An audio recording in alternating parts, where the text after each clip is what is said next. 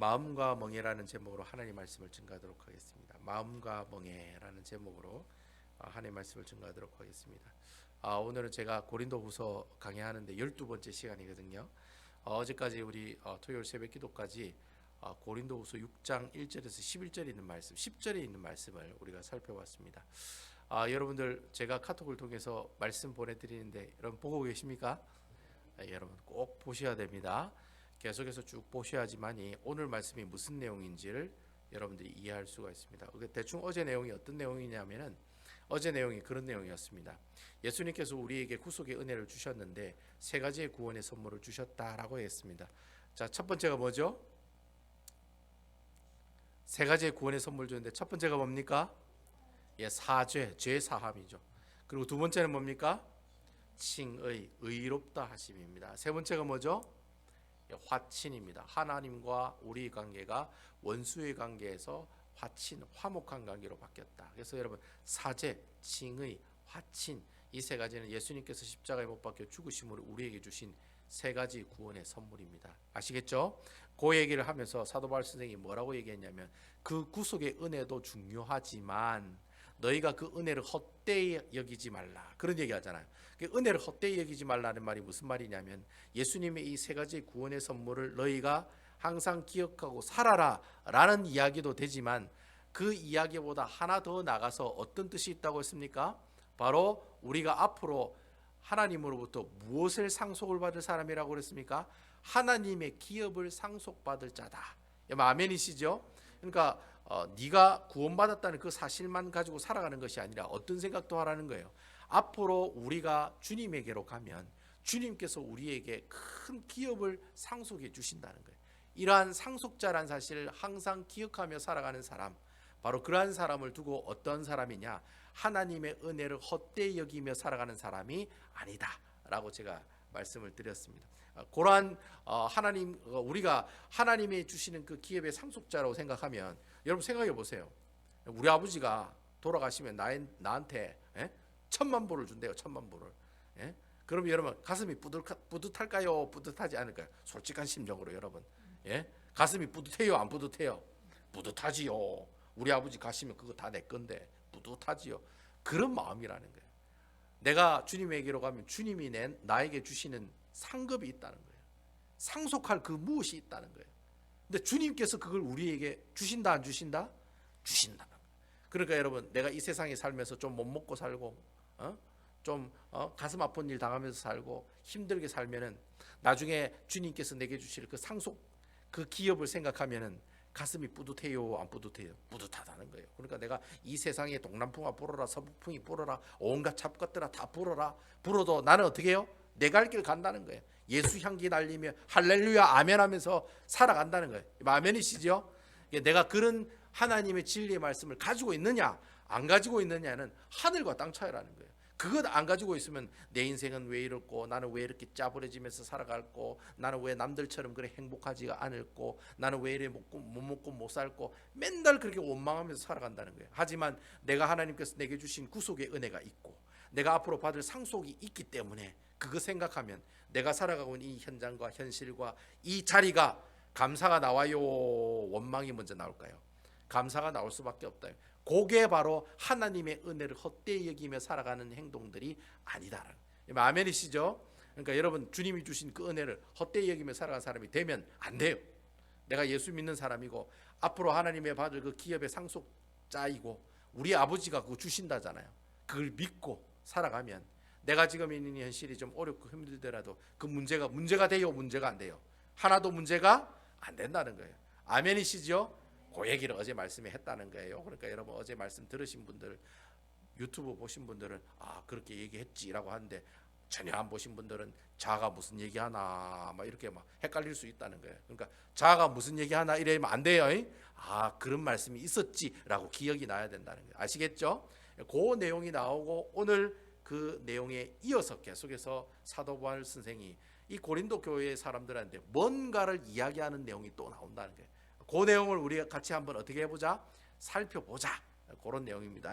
그럼 우리 다 같이 11절과 12절에 있는 말씀 한번 다 같이 읽어보도록 할게요. 11절과 12절 자, 같이 읽어보겠습니다. 시작.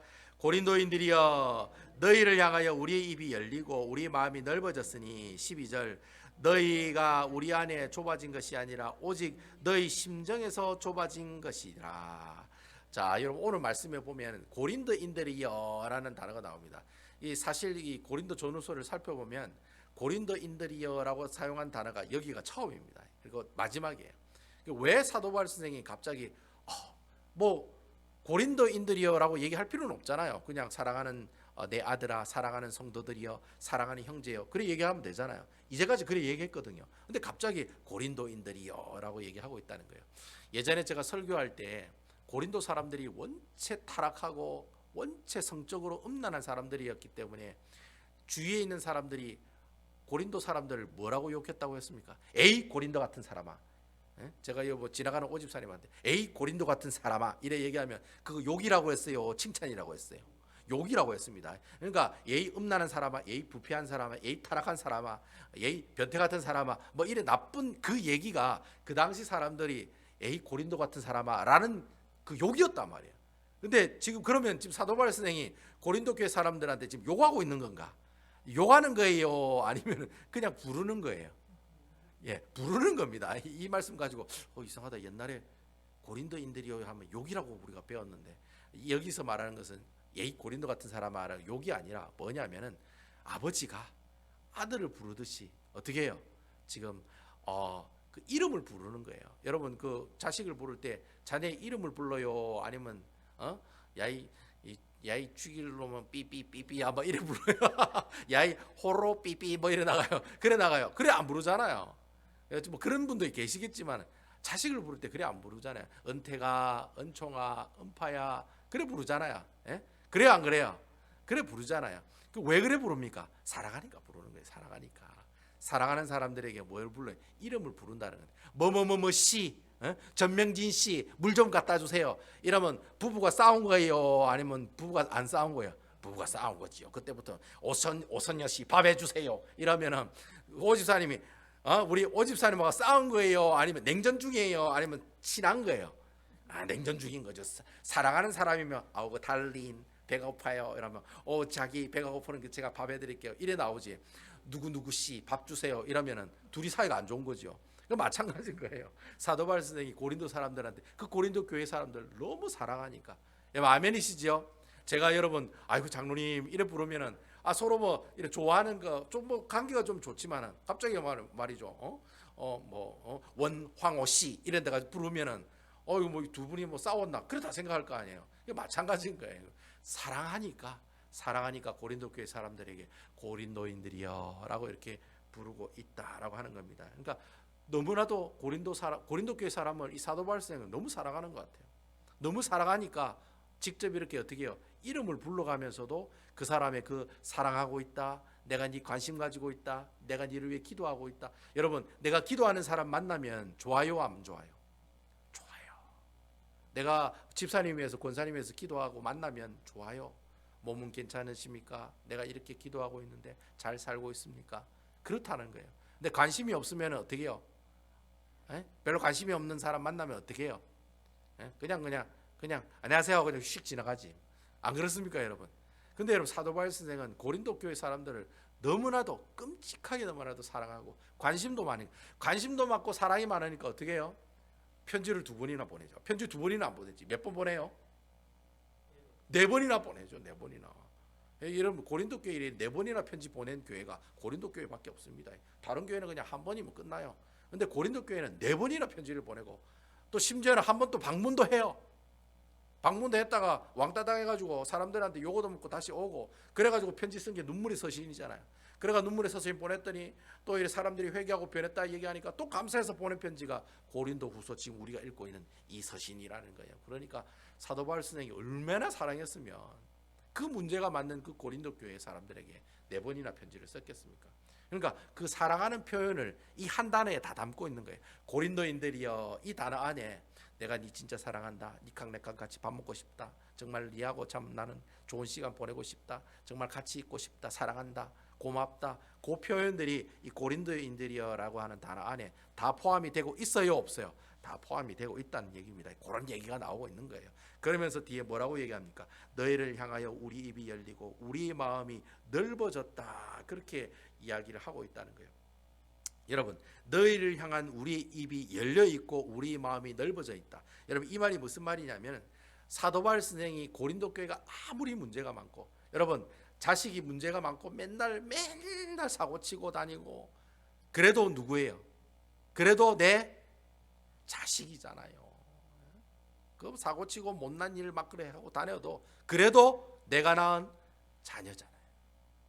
그런 마음인 거예요. 그러니까 고린도 교회 사람들이 문제가 많고 초대 교회 중에 제일 문제가 많고 제일 골 때리는 교회가 고린도 교회잖아요.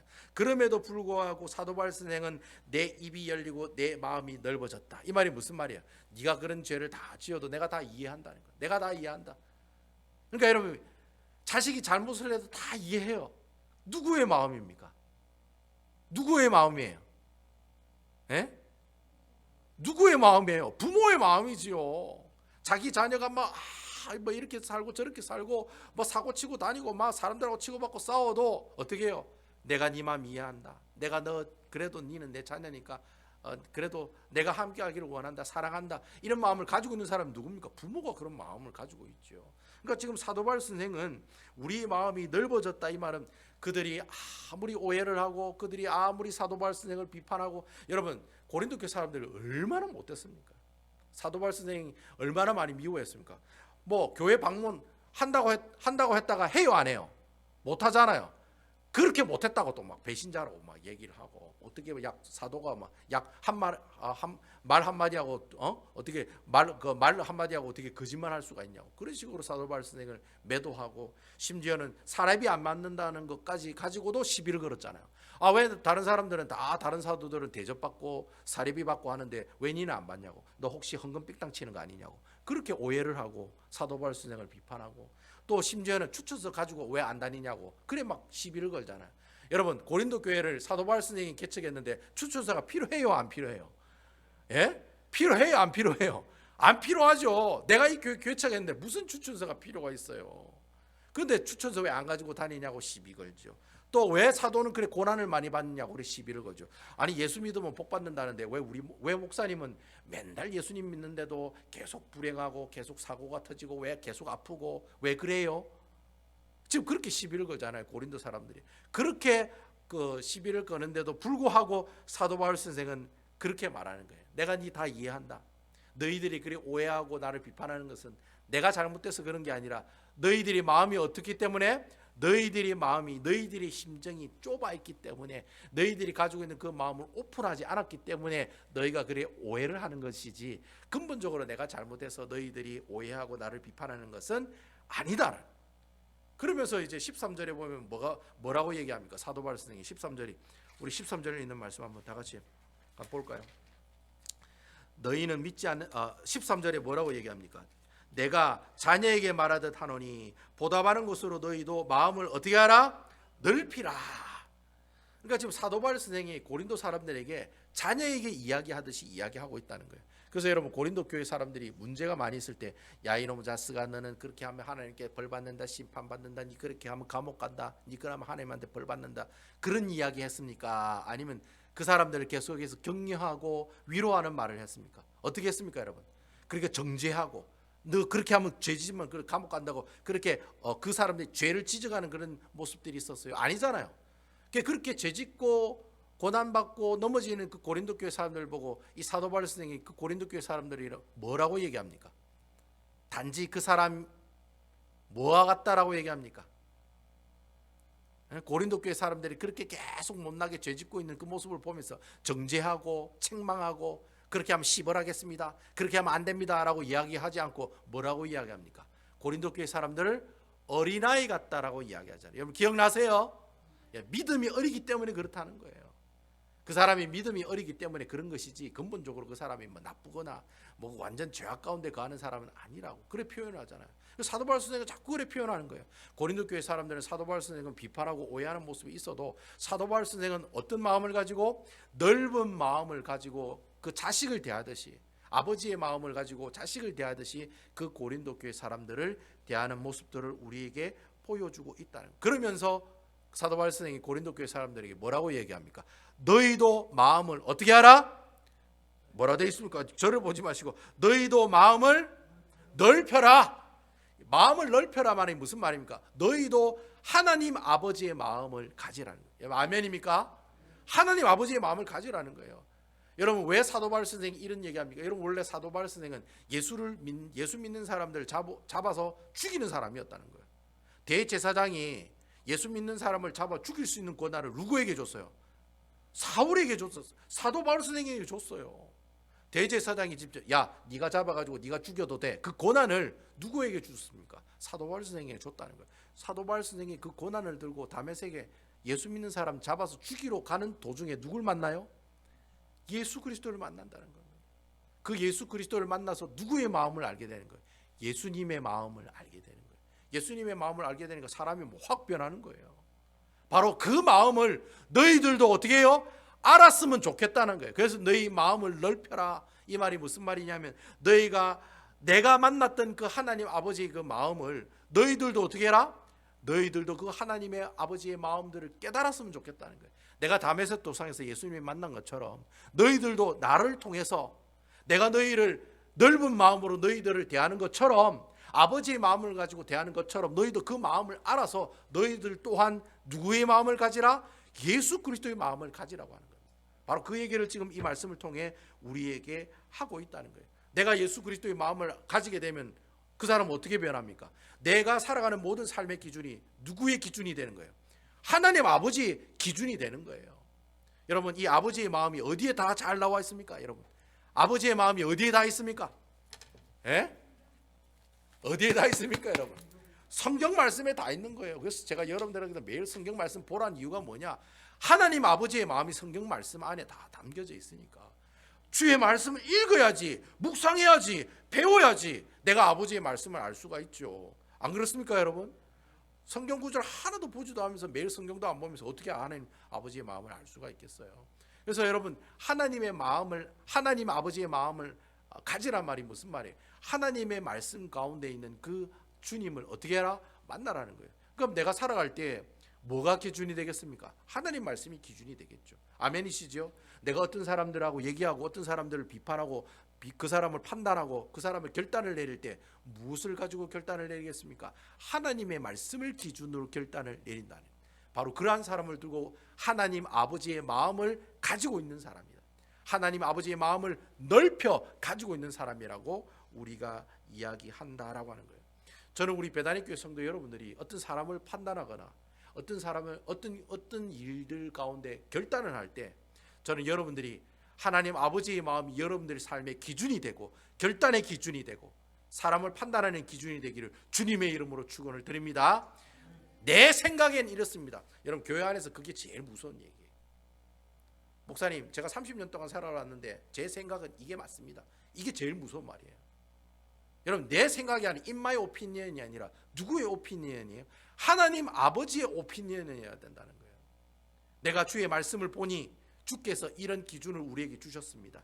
그래서 저는 이렇게 판단하고 결단했습니다. 이게 바로 하나님 아버지의 마음을 가지고 있는 사람의 모습들이라는 거예요. 저는 우리 배단위교회 성도 여러분들이 어떤 사람을 판단하거나 저 사람이 어떻다 저렇다 판단하는 기준을 하나님의 말씀이기를 주님의 이름으로 축원드립니다. 말씀을 보고 말씀에서 벗어나면 그걸 가지고 얘기하라는 거예요. 내 생각에는 그런데요, 그건 완전 나쁜 사람입니다. 그렇게 얘기하지 말란 말이야. 내가 어떤 일을 결단할 때도 내가 돈을 많이 벌고 내가 좀 유리하고 내가 좀 좋을 것 같다, 그런 기준을 가지고 어떻게 해요? 결단하거나 판단하지 말라는 거예요. 뭘 가지고 판단해요? 말씀을 가지고 판단하라는 거예요.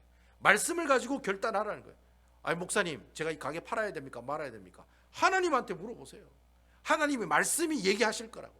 그렇게 하라고 말씀을 통해 분명히 얘기할 줄로 믿으시기 바랍니다. 그게 바로 내 마음을 넓혀라라는 뜻의 말이 바로 거기에 있다는 거예요. 네가 하나님의 아버지의 말씀인 이 말씀을 가지고 네가 너의 삶을 판단하고 기준을 삼아서 살아가면 그 사람이 바로 하나님의 아버지의 마음을 가지고 살아가는 사람이 된다라고 하는 겁니다. 여러분 마음을 넓히십시오. 마음을 넓힌다는 말이 무슨 말입니까? 하나님의 아버지의 마음을 가지고 사람들을 바라보라는 겁니다. 그리고 여러분 하나님 아버지의 마음을 가지고 사람들을 기다리세요. 여러분 아멘이십니까? 송태근 목사님이 그런 얘기 하더라고요. 사람이 인격적으로 변하는데 그게 자신의 노력과 인격 수양으로 사람이 변합니까? 아니에요. 사람은 어떻게 변하느냐? 믿음으로 만들어지고 변화될 줄로 믿으시기 바랍니다. 여러분 사람 예수 믿고 헷가닥 돌았다잖아요. 누가 그렇게 하시는 거예요? 하나님이 그렇게 하시는 거예요. 그러니까 우리의 인격이 변하는 것은 아무리 옆에서 겸손하게 살아라, 착하게 살아라 아무 소용이 없다는 거예요. 내가 하나님의 말씀에 은혜 받으면 사람이 180도 변하는 거예요. 사도 바울 선생이 다메섹 도상에서 180도 변하는 것처럼 내가 만난 그 예수님이 곧 하나님이십니다라는 그 사고, 이 놀라운 사고들이잖아요. 유대인들은 예수님이 메시아가 아니다라고 생각하는 사람이거든요. 근데 그 사고가 다메섹 도상에서 한순간에 바뀌잖아요. 누구를 만났을 때? 하나님을 만났을 때. 그러니까 여러분 하나님의 말씀을 통해서 내가 그 믿음이 만들어지고 내 인격이 만들어지고 내 성격이 바뀌어진다라는 거예요. 그러니까 여러분 항상 누구를 기다릴 때는 누구의 마음을 가지고 기다려야 돼요? 아버지의 마음을 가지고 사람을 기다릴 줄로 믿으시기 바랍니다. 나간 사람들 기다리는 거 주님의 마음을 가지고 기다리셔야 돼요. 주님의 마음을 가지고 내가 그 사람이 오면 다 용서해 주겠다. 그런 주님의 마음을 가지고 여러분 그 탕자가 아버지 재산 가지고 다 나갔다가 다 탕진하고 돌아왔을 때 아버지가 그 탕자를 어떻게 해요? 말없이 껴안고 그 아들을 받아들인 것은 무슨 마음을 가지고 있었기 때문에 아버지의 마음을 가지고 있었기 때문에 그 탕자를 자신의 아들로 다시 받아들인 것처럼 우리도 똑같아요. 바로 하나님께서 주시는 그 놀라우신 그 아버지의 마음, 그 주님의 마음, 하나님의 귀한 말씀을 들고 있으면 그 들고 있으면서 어떻게 해요? 사람을 기다리고 어떤 일들을 결단하고 또 어떻게 해요? 어떤 일들을 실천해 나가는 모습들이 되어야 한다는 것입니다. 아무쪼록 저는 여러분들이 그러한 주님이 주시는 그 아버지의 마음을 말씀을 통해 발견하시고 그 말씀을 통해 하나님께 영광 돌리며 살아가는 여러분 되시기를 주님의 이름으로 축원드리겠습니다. 이게 첫 번째 사도 바울 선생이 하고 싶은 얘기였어요. 그럼 두 번째는 어떤 얘기를 하고 싶었느냐? 두 번째는 14절에서 15절에 보면 나옵니다. 자, 14절과 15절에 있는 말씀 우리 다 같이 한번 읽어볼게요. 시작. 너희는 믿지 않는 자와 멍에를 함께 매지 말라. 의와 불법이 어찌 함께하며 빛과 어둠이 어찌 사귀며 15절. 그리스도와 벨리알이 어찌 조화되며 믿는 자와 믿지 않는 자가 어찌 상관하며. 여기 너희는 믿지 않는 자와 멍에를 함께 매지 말라. 이게 두 번째 사도 바울 선생의 권면의 얘기입니다. 야, 믿지 않는 자와 멍에를 함께 매지 말아라. 여러분 여기서 말하는 믿지 않는 자라는 말은 단순히 예수님을 안 믿는 불신자를 이야기하는 게 아닙니다. 여기서 말하는 믿지 않는 사람은 우상을 섬기는 사람들입니다. 아시겠죠? 우상을 섬기고 우상의 신전에 나오는 제물을 먹는 사람들, 이런 사람들을 믿지 않는 자라고 이야기하고 있다라고 하는 거예요. 결국 여러분 그 사람들과 멍에를 함께 하지 말라는 말이 무슨 말이냐? 여러분 오늘 성경에 보니까 믿지 않는 자를 뭐라고 얘기합니까? 벨리알이라고 얘기하고 있어요. 여러분 이 벨리알이 뭐냐면 사탄의 또 다른 이름을 벨리알이라고 얘기한다고 생각하시면 됩니다. 아시겠죠? 이 세상의 어둠의 정세 권세 잡은 자, 이 세상을 휘어잡고 있는 사탄, 그것을 벨리알이라는 이름으로 표현하고 있다는 거예요. 자 여러분 사탄이랑 하나님이랑 동기동창이 될 수 있어요 없어요? 없어요. 여러분 빛과 어둠이 같이 있을 수 있어요 없어요? 없어요. 빛이 있는 곳에는 어둠이 없고 어둠이 있는 곳에는 빛이 있게 돼 있다는. 그러니까 빛과 어둠이 함께하지 못하는 것처럼 사단과 하나님은 서로 동기동창이 될 수가 없다라는 겁니다. 의와 불법이 함께할 수 없는 것처럼 믿는 자와 믿지 않는 자, 즉 하나님을 따라 하나님 말씀에 순종하는 사람이랑 하나님 말씀에 불순종하는 사람은 같이 어떻게 해요? 있을 수가 없다라고 하는 겁니다. 아시겠죠? 여러분 멍에를 맨다 할 때 이 멍에가 뭔지 알고 계시죠? 제가 사진 하나 준비했는데 여러분 사진 보면은 이 멍에는 소가 이렇게 농사 지을 때 이 소가 똑바로 가라고 두 소를 연결시키는 나무 막대기 있죠. 자 우리 사진 좀 보여주세요. 제가 준비했는데 저 뒤에 사진 넘겨달라고 좀 얘기 좀 해주세요. 은택. 네 지금 사진 나왔죠. 딴 생각하면 안 돼요. 말씀 설교 드릴 때. 자, 여러분 저 뒤에 보시면 나무 모양이 있죠. 나무 모양. 저게 멍에입니다. 멍에가 있어야 소가 이렇게 똑같이 같이 갈 수 있도록 하게 하는 게 그게 멍에인데, 근데 오늘 성경에 뭐라고 얘기하냐면, 이제 사진은 없어야 됩니다. 뭐라고 얘기하느냐면 그 멍에를 믿지 않는 자와 멍에를 같이 하지 말라라는 말이에요. 그럼 이 말은, 그럼 나는 예수 믿는 사람으로서 앞으로 절대로 불신자들에게 밥도 먹지도 말고 같이 집에 같이 얘기도 나누지도 말고 커피숍 가서 커피도 마시지도 못하고 볼링장 가서 볼링도 못 치란 말이냐, 그런 얘기냐? 그런 얘기가 아닙니다, 여러분. 오늘 본문에 있는 이 말은 네가 불신자고 절대 같이 함께 있으면 안 돼, 그런 얘기가 아니라는 거예요. 일단 믿지 않는 자라는 것은 이 사도 바울 선생이 우상을 섬기는 자라고 일단 한정을 두고 있다는 거예요. 일단 그 고린도라고 하는 도시에 우상을 섬기는 사람이랑 하나님을 섬기는 사람이 어떻게 해요? 같은 멍에를 매면 안 된다는 말이에요. 여러분, 이 멍에가 뭐냐면은 두 소가 똑같이 어떻게 해요? 한 방향으로 같이 걸어갈 수 있게 하는 도구가 바로 멍에죠. 그렇죠? 근데 만약에 옆에 불신자와 같이 멍에를 메고 있다는 거예요. 자, 그러면 나는 절대로 이 사람하고 같이 있으면서 절대로 이 사람이 먹고 있는 우상의 제물을 먹지도 않을 것이고 우상 신전에 절하지도 않을 것이다. 그래 할 수 있어요, 없어요? 일단 멍에를 메면 그렇게 할 수 있어요, 없어요? 내가 가고 싶지 않아도 어떻게 해요? 만약에 믿지 않는 자가 힘이 세면은 여기 있는 힘 약한 소가 따라가야 돼요, 안 따라가야 돼요? 나는 우상 제물 먹으면 안 되는데 하면서 먹는 거예요. 나는 여기 우상 신전에 가면 안 되는데 하면서 가게 된다는 거예요. 그래서 사도 바울 선생이 일단 믿지 아니한 자, 즉 우상을 섬기는 자와 멍에를 같이 매게 되면은 어쩔 수 없이 나는 어떻게 해요? 죄 짓는 사람이 될 수밖에 없다는 거예요. 여러분, 예수님께서 이 멍에에 대해서 우리에게 쉽게 설명한 내용이 있어요. 그 내용이 마태복음 11장 28절에서 30절에 있는 말씀입니다. 아주 유명한 말씀이에요. 여러분 잘 알고 있는 말씀일 거예요. 우리 다 같이 한번 찾아보겠습니다. 마태복음 11장 28절에서 30절에 있는 말씀입니다. 자, 우리 다 같이 한번 찾아볼게요. 신약 성경에 있죠. 신약 성경 18페이지에 있습니다. 18페이지. 마태복음 11장 28절입니다. 여러분 찾으셨어요? 예. 마태복음 11장 28절에서 30절인데 신약 성경 18페이지입니다. 신약 성경 18페이지. 마태복음 11장 28절에서 30절에 있는 말씀. 다 찾으셨습니까? 예, 아주 유명한 말씀이죠. 우리 다 같이 28절에서 30절 다 같이 한번 읽어보도록 할게요. 시작. 수고하고 무거운 짐진 자들아 다 내게로 오라. 내가 너희를 쉬게 하리라. 29절 나는 마음이 온유하고 겸손하니 나의 멍에를 메고 내게 배우라. 그리하면 너희 마음이 쉼을 얻으리니.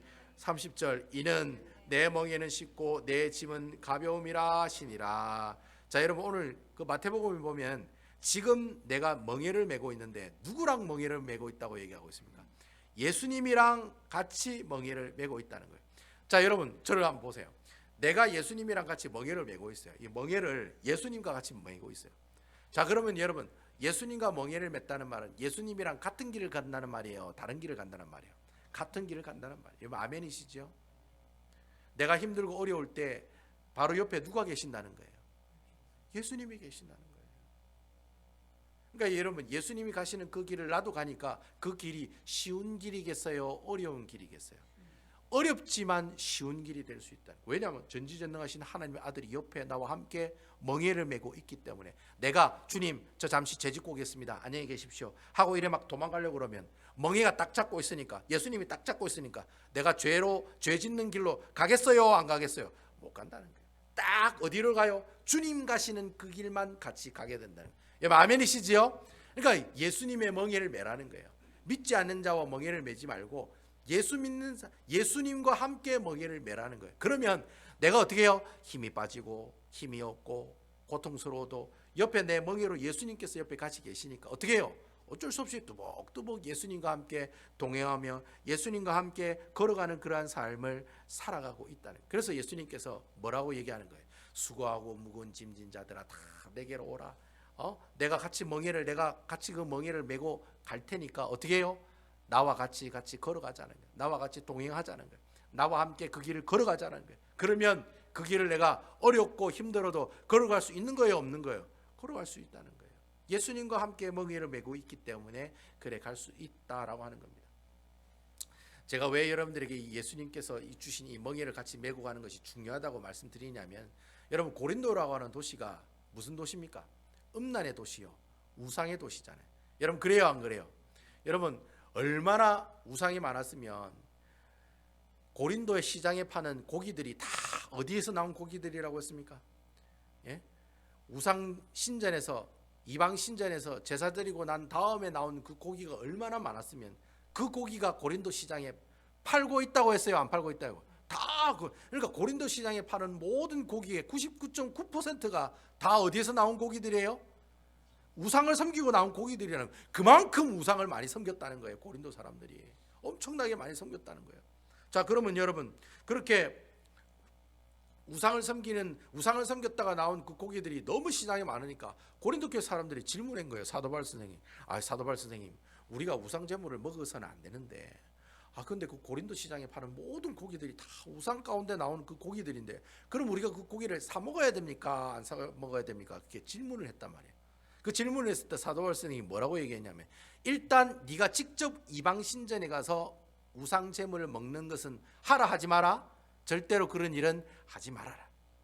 여러분 그 당시 옛날에 그 이방 신전에 그 고린도라는 도시의 최고급 레스토랑이 다 어디에 있다고 했습니까? 어디에 있다고 했습니까? 이방 신전 안에 있다고 했잖아요. 최고급 안심과 등심을 먹기 위해서는 어디로 가야 돼요? 이방 신을 섬기는 우상 신전에 가야지만이 그런 고급스러운 고기를 먹을 수 있다는 거예요. 그러니까 그런 행동을 하지 말라는 거예요. 네가 굳이 이방 신전에 가가지고 그 이방 신전에 있는 레스토랑에 가서 고기를 먹지 말라는 거예요. 그것은 하지 말라는 거예요. 그 대신 시장에 파는 고기는 먹어라 먹지 마라? 먹지 마라 먹어라?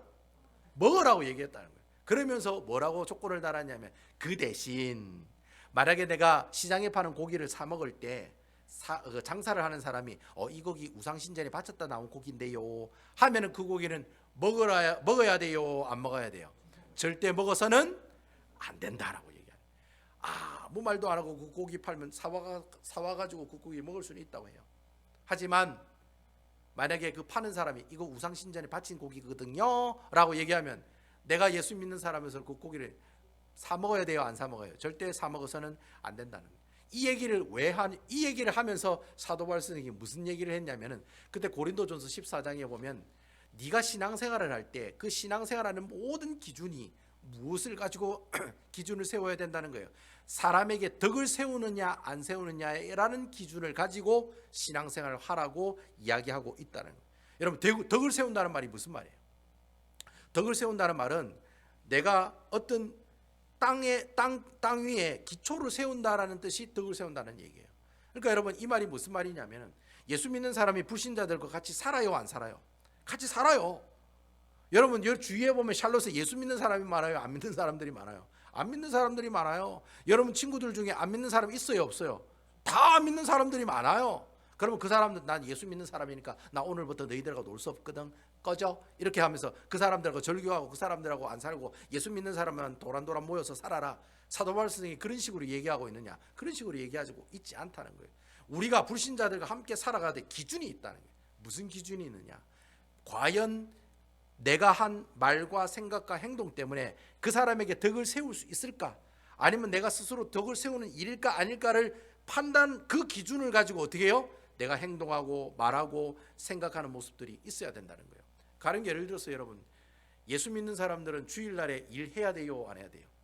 그냥 우리가 알고 있는 것은 가게 오픈해야 돼요, 안 해야 돼요? 안 해야 된다고 알고 있잖아요. 그렇죠 여러분? 우리가 상식적으로 생각할 때 한국 사람들은 여러분 전통적인 보수적인 그 미국 사람들도 주일날을 절대로 장사해서는 안 된다라고 생각하고 있는 사람들이 많습니다. 보수주의적인 그런 미국 사람들 중에서도. 여러분 상식적으로 우리 예수 믿는 사람들은, 특히 한국에서 신앙생활을 한 사람들은 주일날에 가게 문 열고 장사해서는 안 된다는 사실을 다 알고 있다는 거예요. 그렇죠? 그래요 안 그래요? 다 알고 있다는 거예요. 그래서 여러분 우리 예수 믿는 사람들은 그런 상황들을 봤을 때 주일날에 가게 문을 여느냐 안 여느냐에 대한 고민을 할 때 어떤 기준을 가지고 고민을 해야 되느냐? 바로 내가 과연 주일날에 문을 열었을 때 예수 믿지 않는 사람들이나 아니면 믿음이 적은 사람들이, 아니 집사님 원래 주일날에는 쉬어야 되는 거 아니에요? 근데 왜 가게 문을 여세요? 라고 이야기하면, 내가 그 얘기를 들었다면, 그럼 여러분들은 그 사람들에게 뭐라고 이야기를 해줘야 됩니까? 뭐라고 얘기해 줘야 됩니까? 바로 그 얘기해 주는 그 판단의 기준이 과연 내가 이 얘기를 했을 때 그 사람이 그 덕이 세워질까? 그 믿음의 기초가 세워질까? 아니면 무너질까? 그걸 기준으로 여러분들이 판단하고 행동하셔야 된다는. 여러분, 우리 교회 술과 담배를, 예수 믿는 사람들을 술 담배 해야 된다고 배워요? 아니면 안 해야 된다고 배워요? 안 해야 된다고 배우잖아요. 근데 여러분, 예수 믿는 사람 중에 술 담배 하는 사람이 있어요. 뭐라고 얘기하면서 술 담배 합니까? 아니 목사님, 술 취하지 말라는 말은 있어도 술 마시지 말라는 말은 없잖아요. 그 말이 맞아요, 안 맞아요? 맞아요. 그러니까 술 취하지 말라 했으니까 내가 취하기 전까지는 뭐 할 수 있다는 거예요? 술을 마실 수 있다는 거예요. 그런 식으로 그렇게 얘기하는 아주 야비한 사람들이 있어요. 말이 되긴 말이 돼요. 그리고 또 그런 얘기예요. 목사님, 성경에 담배 피지 말라는 말이 어디 있습니까? 여러분, 담배란 얘기가 나와요, 안 나와요? 성경에 담배란 얘기 한 구절도 안 납니다. 그러니까 성경에는 안 나오는 단어니까 담배를 피워도 되는 거예요, 안 되는 거예요? 담배를 피워도 된다는 거예요. 성경에 담배 피지 말라는 말은 없는데요. 자, 그러면 그렇게 얘기하면서 어떤 집사님이 술과 담배를 열심히 하시다가 예수 안 믿는 사람이라든지 새신자들이, 목사님, 원래 교회 다니는 사람은 술 담배 안 하는 걸로 알고 있는데 왜 하세요? 라고 물으면 여러분 뭐라고 대답하실 거예요? 그때 여러분들 대답하는 그 기준이 어디에 돼야 된다는 거예요? 과연 이 말과 생각과 행동이 그 사람에게 덕을 세우는 일이냐 아니냐를 가지고 판단하고 이야기를 해야 된다는 거예요. 만약에 믿음이 적은 사람들이 왜 그렇게 하세요라고 얘기했을 때, 내가 그래도 나는 술 담배를 이렇게 합니다라고 이야기하면 그 사람이 그 얘기를 듣고 믿음의 상처를 받고 교회를 안 나온다라고 생각이 되고 판단이 된다면, 여러분, 내가 그 사람에게 뭐라고 얘기해야 되겠습니까? 당연히 술과 담배를 해서는 안 된다라고 이야기를 해야 되겠죠. 그리고 그 사람이 술과 담배를 끊어야 될까요? 안 끊어야 될까요? 그 사람의 덕을 세우는 차원으로 내가 하는 행동을 절제하고 끊어 나가야 된다는, 그 얘기를 지금 사도 바울 선생이 내 멍에를 믿지 않은 사람과 같이 하지 말라는 뜻의 의미가 바로 그런 의미 가운데서 이 이야기를 하고 있다는 거예요. 그러니까 예수 믿는 사람은 불신자들하고 놀지도 말고 같이 밥 먹지도 말고 같이 생활하지도 말아라, 그 뜻이 아니에요. 네가 불신자들하고 같이 살아라는 말이에요. 그렇지만 내가 불신자들하고 살면서 내가 하고 싶은 것도 있고 마시고 싶은 것도 있고 내가 보고 싶은 것도 있지만, 하지만 내가 예수 그리스도를 믿는 하나님 나라의 백성이기 때문에 그것을 그 사람의 덕을 세우는 일이냐 아니냐를 기준으로 봤을 때 내가 어떻게 해요? 그 일을 해야 돼요, 안 해야 돼요? 안 해야 되겠다라고 하고 그 행동을 끊으셔야 된다는 거예요. 내가 이 말을 하면 저 사람이 상처를 받겠다라고 생각이 되면 그 말을 해야 돼요, 안 해야 돼요? 안 해야 되는 거예요. 그래서 우리 예수 믿는 사람들은 항상 믿지 않은 사람들에게 상냥해야 되고 좋은 말만 써야 되고 좋은 이야기만 해야 되고, 그 사람들이 그 얘기를 듣고 아이고 집사님이 그런 상스러운 말을 하면 되겠습니까? 그런 상처 주는 그런 말을 했다면 내가 다시는 그 사람이 듣기 싫은 그 말을 해야 돼요, 안 해야 돼요? 안 해야 된다는 거예요. 왜냐하면 그 사람이 그 덕을 세워나가는데 도움이 되게끔 하기 위해서는 내가 하고 싶어도, 내가 이 말을 사용하고 싶어도, 내가 이런 행동을 하고 싶어도, 내가 이거 한 잔 마시고 싶어도, 내가 이거 한 대 피고 싶어도 내가 그것을 어떻게 해요? 절제하고 포기하고 끊어가는 삶의 모습들이 있어야 된다. 바로 이게 바로 믿지 않은 자와 어떻게 해요? 멍에를 매지 않는다라고 하는 단어의 뜻이, 내용이 바로 그런 내용을 가지고 있다라고 하는 것입니다. 그래서 여러분, 오늘 사도 바울 선생이 우리에게 이 고린도 교회 사람들에게 두 가지의 큰 권면을 우리에게 던지고 있다라고 하는 거예요. 너희가 무슨 마음을 가지라? 하나님 아버지의 마음을 가지라는 거예요. 너희가 하나님의 귀한 말씀을 기초로 해서 하나님 아버지의 마음을 가지고 어떻게 해요? 사람들에게 이야기하고 그 사람들을 대하고 그 사람들을 만나는 그런 모습들이 있어야 된다는 거예요. 그래서 여러분, 평소에 내가 하나님 귀한 말씀을 읽을 때마다 주여 저에게 주의 마음을 주시옵소서, 그리스도의 심장을 주시옵소서, 그리스도의 마음을 주시옵소서, 그런 마음을 가지고 있는 사람은 어느 누가 자기를 비판하고 욕하더라도 어떻게 해요? 그 사람을 위해서 내가 기도할 수 있는 사람이 되고 만나는 거죠. 여러분, 아멘이시지요? 그렇기 위해서는 내가 어떻게 해요? 주여 저에게 주의 말씀을 통해 내 마음을 넓히는 아름다운 모습이 있게 해 주옵소서. 그리고 두 번째는 사도 바울 선생님이 뭐라고 권면합니까? 믿지 않은 사람과 멍해를 하지 말아라. 여러분, 그 멍해를 하고 있으면 나는 어쩔 수 없이 어떻게 해요? 그 사람은 그 따라갈 수밖에 없는 거예요. 하지만 그 멍에를 맨 분이 예수 그리스도라면 아멘이시지요?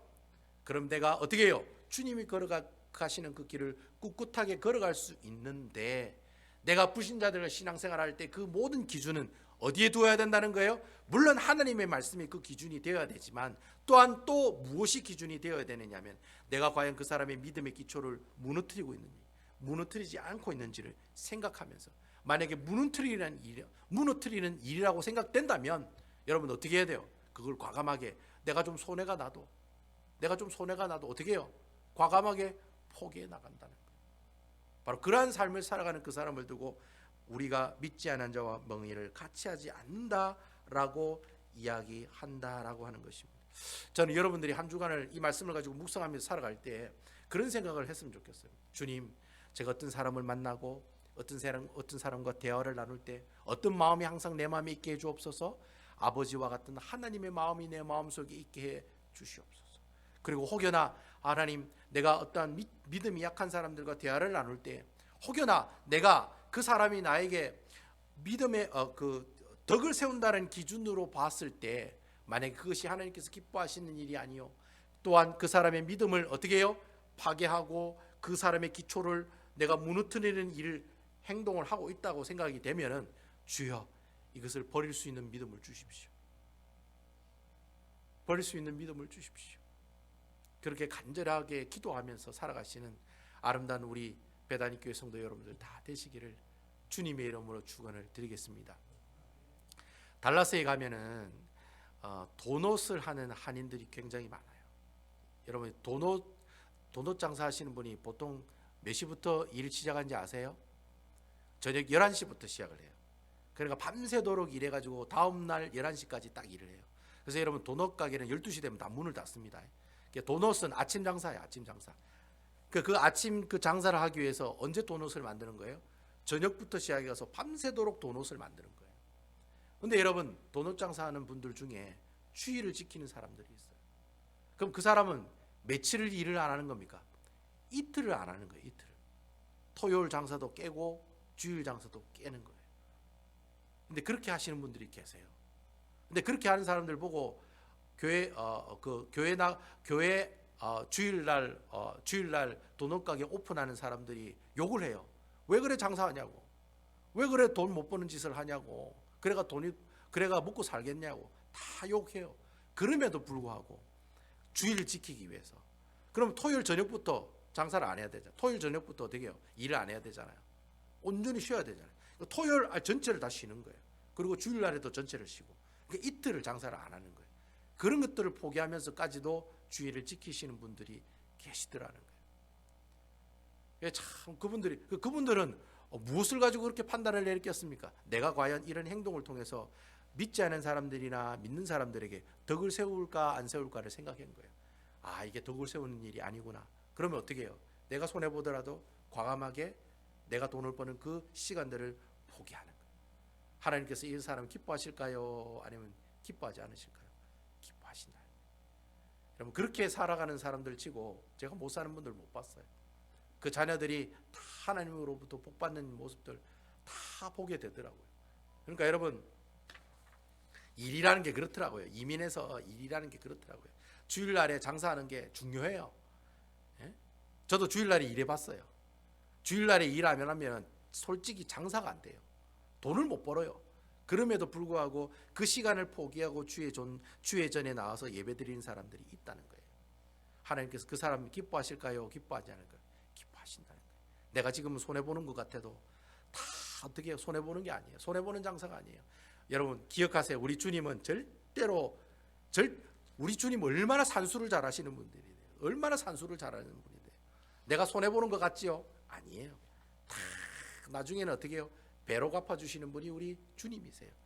이 사실 믿으시고 내가 좀 하나님이 내가 덕을 세우는 일이다 아니다라는 기준으로 봤을 때 이게 덕을 세우는 일이다 아니다라 판단이 되면 과감하게 그것을 버리시고 하나님이 기뻐하시는 일에 올인하며 살아가시는 우리 베다니 교회 성도 여러분들 다 되시기를 주님의 이름으로 축원을 드리겠습니다.